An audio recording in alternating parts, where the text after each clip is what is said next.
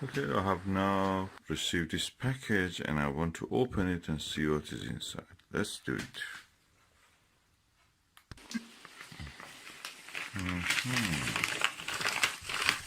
Look interesting. What is inside here?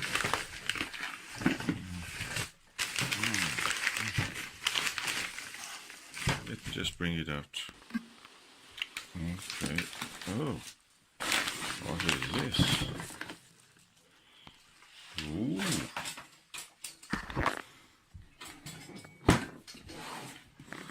Oh, that's a Baader's Q-turret eyepiece set, which includes 4 high-quality Baader classic eyepieces, 16-18 orthos, and 32mm Plossl, plus the Cube Barlow 2.2x, which is this one, and the most important Q-turret quad eyepiece revolver. That is the one on the back. This is at least £200 new. The price has fallen recently a little bit. That is 160 something when you add the cost of post carriage. It will be included to around 170-75, something like that. So I got it, and now let's see how it looks inside.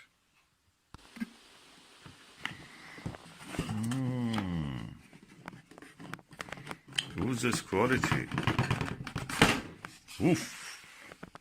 Another box. And this box is a lovely tin box. You can see through the clear plastic what is inside. And what is inside is delightful. First you see this foam protecting it. This foam looks new, so this product is new. I bought it second hand, but it's almost like new. And this is the Barlow lens. This is the 32mm orthoscopic, Plossl lens. Oh, look at that lens size. That's amazing, big.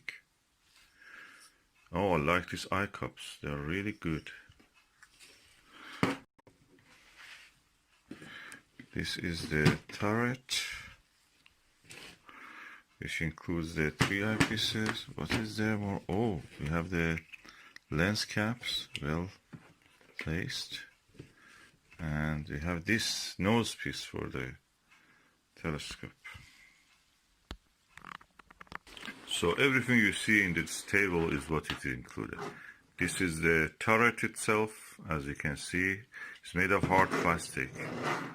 So it's lightweight, it will not affect the thing. And obviously you can turn it around.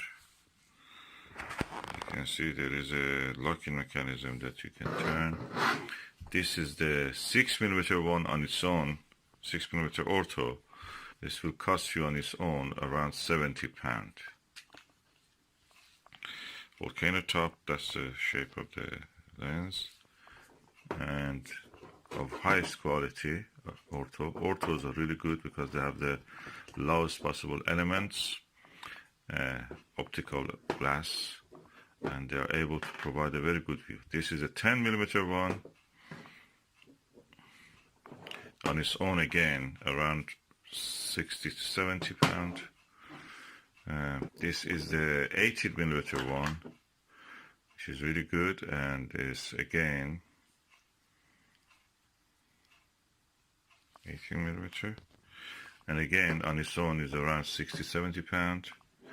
So up to now we have 360, 180 pound, and the Barlow cost around 40 pound. So 250 if you buy them individually.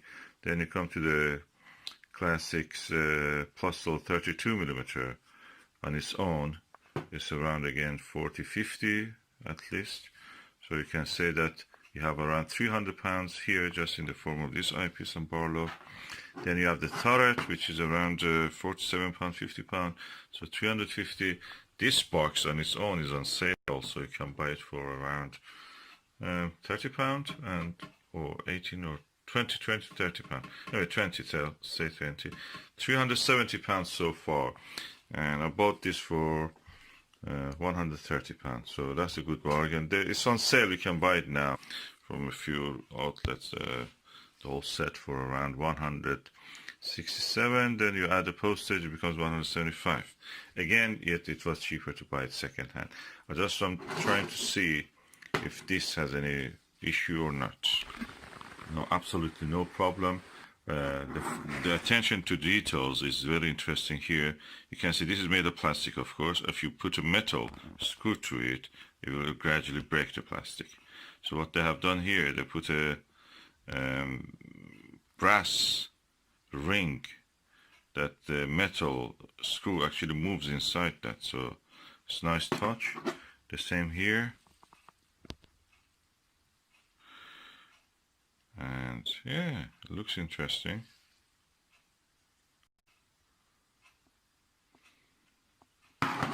Everything all right.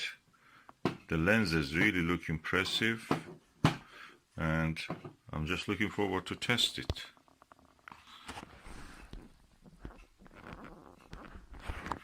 Just take a few photos, then we can go and test.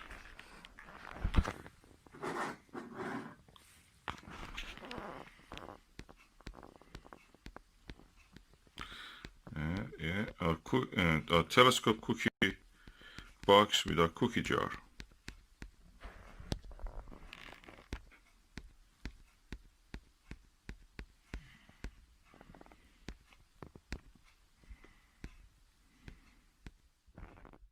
Okay, now I've installed the Q-turret, Baader Q-turret with 4 eyepieces. They're really light, and the view is really clear. I'm looking at the star Procyon, and I like what I see.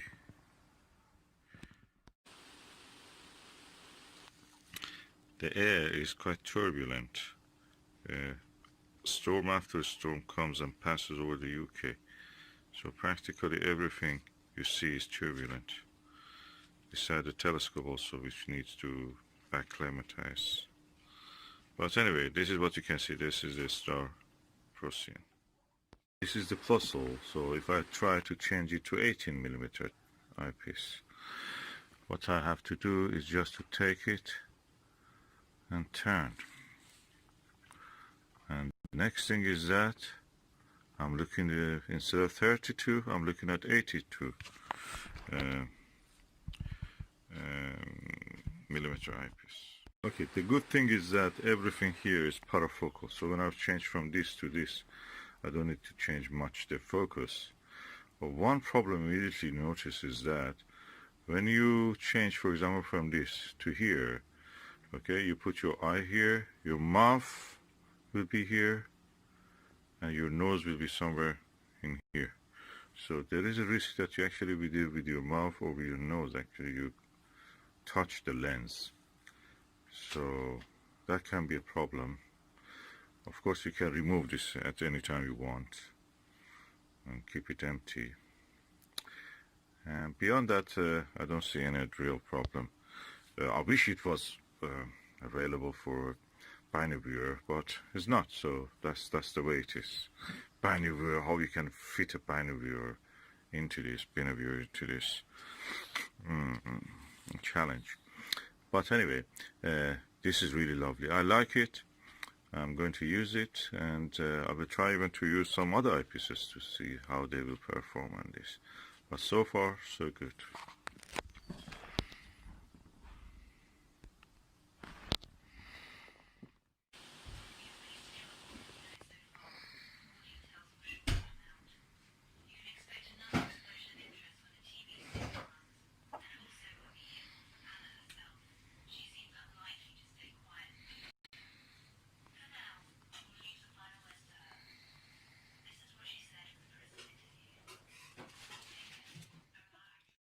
Okay, if you're curious, what is this? This is my telescope setup. This is the Meade Meade LX200 8-inch EMC, which I've equipped with this Revelation Astro dual focuser,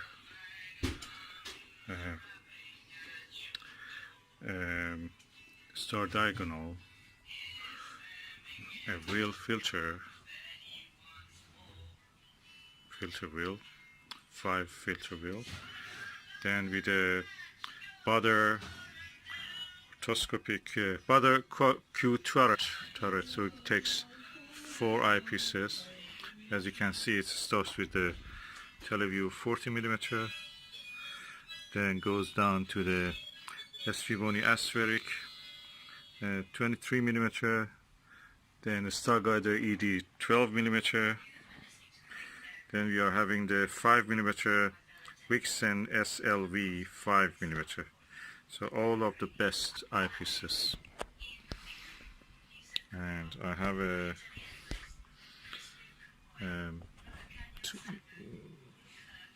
tail rod and a Meade illuminated reticled 9x50 finder. The whole setup works from this windowsill. I don't want to move it. Usually it's not here, but anyway, today it's here. Easy to move, and the setup really works well. The whole thing looks like a little bit like a Dalek when you look at it, like kind of alien thing.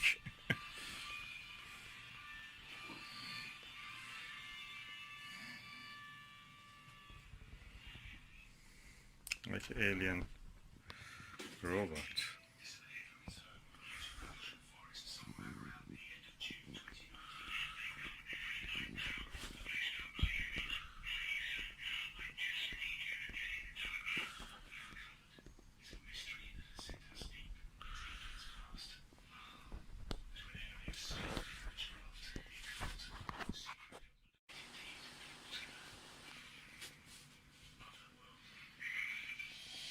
This setup is equipped well for visual observation. Then with this setup I can just draw, sketch what I see.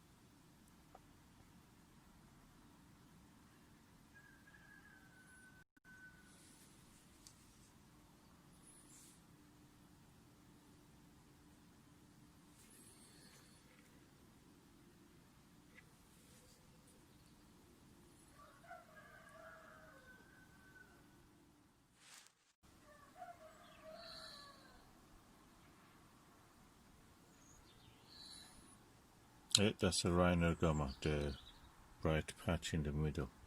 It's a magnetic anomaly. It's interestingly symmetrical in most part of it. But there is a tail of it like a handle of a pan which goes upward, or a golf handle, golf club handle.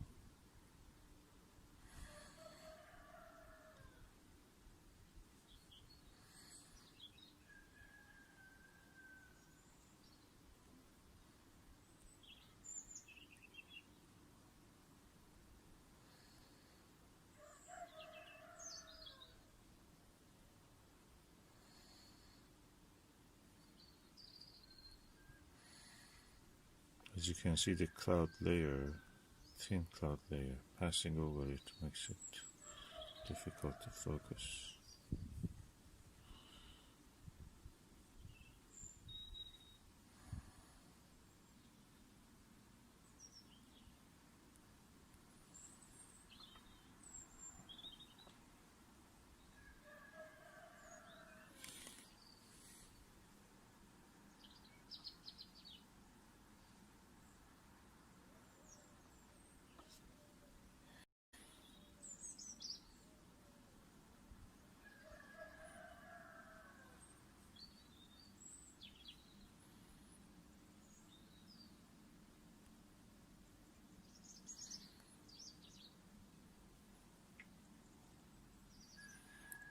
Yeah, Rainer now is on to the right. That coffee bean feature that has no name and I believe it's volcanic in origin. Kind of fountain of lava in the passages. There are also some graben you can see in the middle of it. There is a hollow area. That's two faults, parallel faults. The middle part of it has fallen and it's called graben. Interesting for a geological study and a structural geology. I try to focus on that feature, that of the coffee bean feature I'm talking about. Yeah, that's what is now at the center.